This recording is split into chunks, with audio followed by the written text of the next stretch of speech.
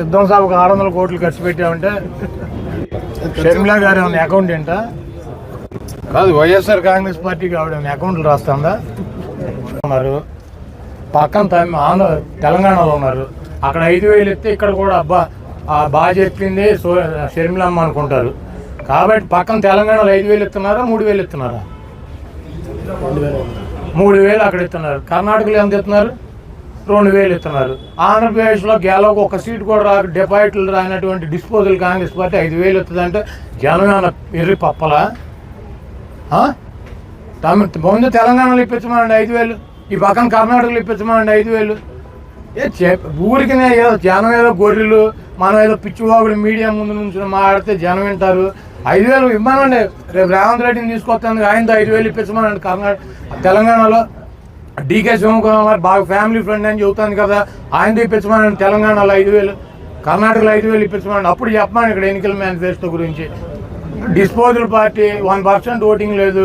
రాహుల్ గాంధీ వస్తే ప్రత్యేక హోదా మీద మొదటి సంతకం. అసలు ఆయన ఎంపీగానే గెలవడు, ఎంపీగా గెలవనాడు ప్రత్యేక హోదా మీద మొదటి సంతకం. నేను పెట్టినా నువ్వు పెట్టినా ఆయన పెట్టినా ఒకటే సంతకం, డస్ట్బిన్లో పడేసుకుంటారు.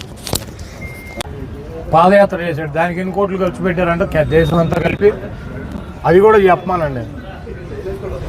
ఇవన్నీ ఏంటంటే జగన్మోహన్ రెడ్డి గారిని ఓడించాలి. జగన్మోహన్ రెడ్డి గారి మీద బీజేపీ, జాతీయ పార్టీ కాంగ్రెస్లు 2, ఇక్కడ లోకల్గా ఉన్న party Telugu Desam, Janasena, CPI, CPM, వీళ్ళందరి దృక్పథం, వీళ్ళందరి ఆశయం ఏంటి? ఒక కాంగ్రెస్ పార్టీ బీజేపీతో అలయన్స్ ఉన్నటువంటి తెలుగుదేశం పార్టీని ఆవిడ గెలిపించడానికి ప్రయత్నం చేస్తానంటే ఏమనాలి ఆవిడని? ఇప్పుడు జగన్మోహన్ రెడ్డి గారిని ఓడించాలి, ఎవరిని గెలిపించాలి? షర్మిలా గారు ఏం చెబుతారు? ఎవరిని గెలిపించమంటారు? చంద్రబాబు నాయుడు గారినా బీజేపీని గెలిపించమని చెబుతారా? బీజేపీ ఎంపీలు 4 ఎంపీలను వాళ్ళు పోటీ చేసిన 4 ఎంపీల్లో ఓటేసి బీజేపీని గెలిపించమని షర్మిల గారు ప్రచారం చేస్తారా? ఇప్పుడు ఆవిడ వచ్చి ఏముంటుంది, మణిపూర్లో క్రైస్తవులను ఊచకోత కోసారు, జగన్మోహన్ రెడ్డి మాట్లాడలేదంటాడు. ఎక్కడ మణిపూర్, ఎక్కడ ఆంధ్రప్రదేశ్? మణిపూర్లో క్రైస్తవుల మీద ఊచకోత కోస్తే ఎవరు మాట్లాడాల్సింది? ఎవరు? జగన్మోహన్ రెడ్డి గారు, ఈ రాష్ట్ర ఆంధ్రప్రదేశ్ ముఖ్యమంత్రి.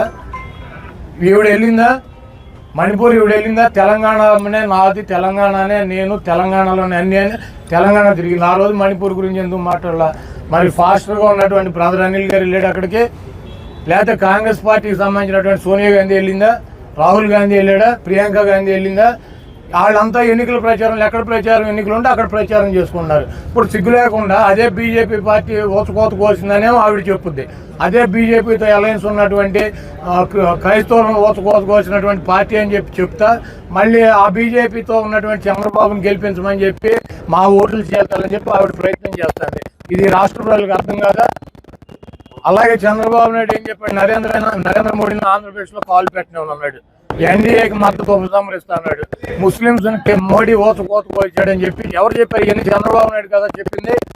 చంద్రబాబు నాయుడు గారు మరి ఇప్పుడు సిగ్గు లేకుండా వెళ్ళి ఎట్ట కలిసాడు బీజేపీతో?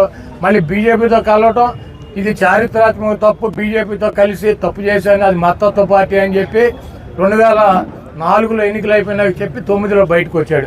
మళ్ళీ 14లో రాష్ట్రం విడిపోయింది, రాష్ట్రాన్ని ఆదుకోవాలంటే మోడీని ఆదుకోవాలని చెప్పి మళ్ళీ సిగ్గు లేకుండా ఆయన హైదరాబాద్లో కాలు పెట్టనివ్వకుండా వెళ్ళాడు. తెలుగుదేశం పార్టీ ఎన్టీ రామారావు ఎందుకు పెట్టాడు? ఢిల్లీలో ఈ నాయకులు, కాంగ్రెస్ నాయకులు తెలుగువాడి ఆత్మగౌరవాన్ని తాకట్టు పెట్టి వాళ్ళ కాళ్ళ దగ్గర దేవేమో ఆలేసి కూర్చున్నారని తెలుగుదేశం పార్టీ పెట్టాడు. వాళ్ళు అదే పార్టీని నడుపుతున్నటువంటి చంద్రబాబు నాయుడు ఏం చేశాడు? ఎన్నిసార్లు వెళ్ళాడు ఢిల్లీ?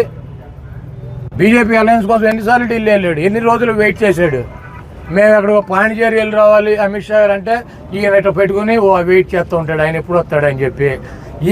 ఈ గతి ఎవరు? తెలుగువాడి ఆత్మగౌరవం కోసం పెట్టినటువంటి తెలుగుదేశం పార్టీ తెలుగువాడి ఆత్మగౌరవాన్ని ఢిల్లీ వీధుల్లో తాకట్టు పెట్టలేదు. ఈ దొంగ, ఈ 420 ముఖ్యమంత్రి పదవి కోసం చంద్రబాబు సిగ్గులేదని మాట్లాడతాకే షర్మిలా గారు బీజేపీ అలయన్స్ ఉన్నటువంటి తెలుగుదేశం పార్టీని గెలిపించాలంటది.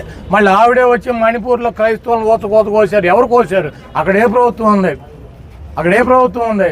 కేంద్రంలో ఏ ప్రభుత్వం ఉంది? ఆపాల్సిన బాధ్యత జగన్మోహన్ రెడ్డి గారికి నాకు ఉంటుందా? ఆయన క్రిస్టియన్ మిషనరీ పెట్టి క్రైస్తవుల కోసం పాటుపడేటువంటి వ్యక్తి అనిల్ అని చెప్తాడు. ఎవరు వెళ్ళి ఆపాలి?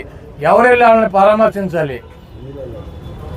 వాళ్ళు అటువంటి పార్టీకి వీళ్ళు వెళ్ళి మద్దతు ఇస్తారు. ఇవన్నీ రాష్ట్ర ప్రజలు గమనించట్లేదా? ఈ పనికి మాలిన మాటలతో కాంగ్రెస్ పార్టీ 0.9% ఉన్న ఓటింగ్ 0.7కో 6కో వస్తుంది. షర్మిలమ్మ కాంగ్రెస్ పార్టీకి నాయకత్వం వహించిన ఇక్కడ ఎవడో అభ్యర్థులు మారే పరిస్థితి లేదు. అసలు కాంగ్రెస్ జెండా పట్టుకునే పరిస్థితి లేదు. ఎవడో ఒక 50,000 రూపాయలు కూడా పార్టీకి ఖర్చు పెట్టే పరిస్థితి లేదు. ఆవిడేదో కళలు కానీ ముఖ్యమంత్రి అవ్వాలని తెలంగాణలో పార్టీ పెట్టి ఆ దుకాణం హుస్సేన్ సాగర్లో కలిపేసి ఇక్కడికి వచ్చి జగన్మోహన్ రెడ్డి గారిని ఏదో సాధించాలని చూస్తుంది. ఇవన్నీ కూడా ఈ రాష్ట్ర ప్రజలు గమనిస్తున్నారు. బీజేపీ వదినమ్మ ఏమీ చేయలేదు, కాంగ్రెస్ చెల్లెమ్మ ఏమీ చేయలేదు, ఈ 420 చంద్రబాబు ఏం చేయలేడు, దత్తపుత్రుడు ఏం చేయలేడు, ఉత్తపుత్రుడు ఏం చేయలేడు. అందరికీ రాష్ట్ర ప్రజలు గుణపాఠం చెబుతారు.